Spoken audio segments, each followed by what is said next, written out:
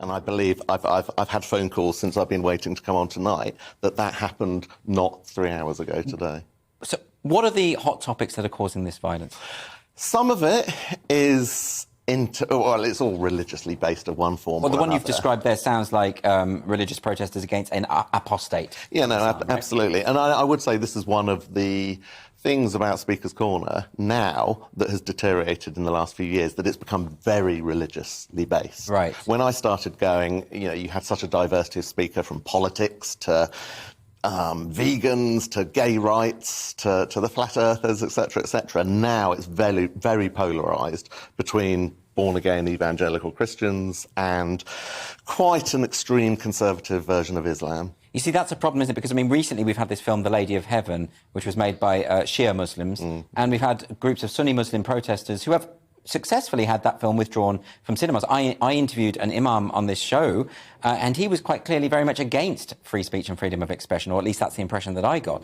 So do we have a strand now of ultra-conservative Muslims who just feel that actually anything offensive to their creed should not be tolerated and should be silenced? Attending Speaker's Corner, yes. I strongly don't believe that they represent Islam across Britain. Always Speaker's Corner has attracted the extremists from many groups.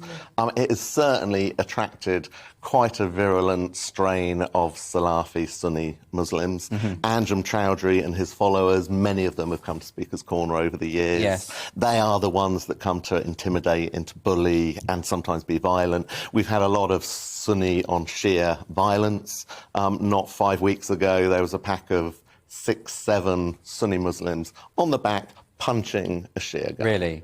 Who'd done nothing more than speak openly. And it's very important. People are concerned about Islamophobia in the country, so I think it's particularly important to address this and to make sure that people are allowed to say whatever they want, because, of course, Shia Muslims should be able to say what they want as well. Of course, and Muslims come up to me all the time at Speaker's Corner and say, this isn't on, the violence, the aggression. It's not showing our religion very favourably. Exactly, and it's not representative. And that will be what the Islamophobic people, the people that do have an innate core anger, hate towards that faith, will jump on and use. Of course, exactly. It's almost like a propaganda gift to them.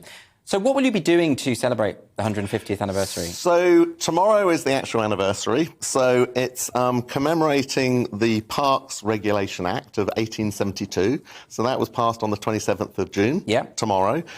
So basically I've been organising a gathering. So Toby Young of the Free Speech Union is coming along. He'll be speaking to us. And a good crowd of regular speakers from now and in the past. And Steve Barnes, the police officer that I referred to earlier, is coming along as well. Fantastic. And what was amazing about him, he commanded so much respect amongst all the communities of Speaker's Corner. Everyone admired him. And as I say, he is what good community policing looks like. And that's what we need in Speaker's Corner. Just before we go, how can people get involved? Can they turn up? So they can turn up tomorrow at Speaker's Corner, the northeast corner of Hyde Park, near Marble Arch, from 11 o'clock onwards. So have you heard my take? Let's go. What do you think? Look, I agree that you are doing the best you can. But one thing I find difficult with the Muslim community is they don't call out their Muslim brothers publicly. Publicly. There was a Sikh brother that came in earlier that called me out publicly. People who have so much faith in them. Yeah, sure. Thanks for having me on. I'm not sure I understood it, a word Dr. Sheikh said respectfully. I don't know if you did. But I would like to first start by just mentioning, hats off to the UK government for sacking the advisor, official advisor for supposedly for Islamophobia, Qari Asim, which just happened yesterday. So hats off to them. That's a clear message that this kind of rhetoric isn't permitted in this country and we won't tolerate it. Can you just explain a bit more? The film, there have been Muslim people involved. The general Muslim population are peaceful individual people in this country. So if it is just these fringe radicals that we're worried about threatening, committing violence, why is it that you are saying the same thing as these radicals, which is don't speak about these things, otherwise there will be violence.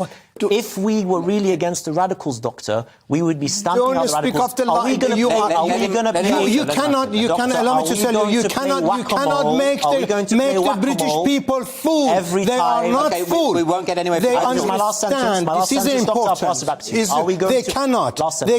You want a pack of lies to give them, and it's wrong, totally wrong, and I support all the British British people. God bless you. Are we going to play whack-a-mole?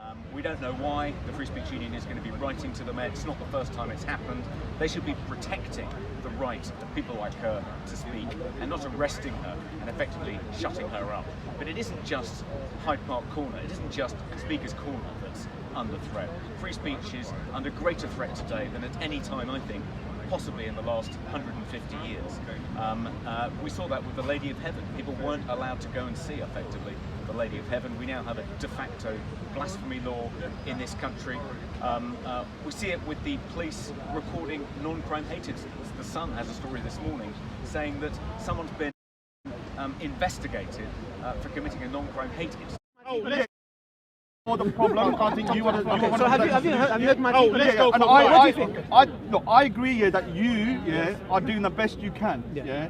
But one thing I find difficult with the Muslim community is they don't call out their Muslim brothers publicly.